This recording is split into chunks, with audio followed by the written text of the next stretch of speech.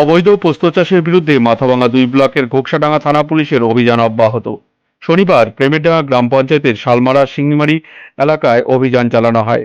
এদিন ট্রাক্টর চালিয়ে আনুমানিক ২২ বিঘা জমির পোস্ত গাছ নষ্ট করে দেওয়া হয়। এছাড়াও মাথাভাঙা থানার নয়ারহাট ফাঁড়ির পুলিশ মাথাভাঙা ১ ব্লকের হাজরাহাট ১ গ্রাম পঞ্চায়েতের পূর্ব বালাসী ও নিশিগঞ্জ ফাঁড়ির পুলিশ কোদালদোহা সোনাতলী এলাকাতে অবৈধ পোস্ত চাষের বিরুদ্ধে অভিযান চালিয়েছে। পুলিশ জানিয়েছে, এ ধরনের অভিযান ধারাবাহিকভাবে চলবে। কোনোভাবেই অবৈধ পোস্ত চাষ মেনে নেওয়া হবে না।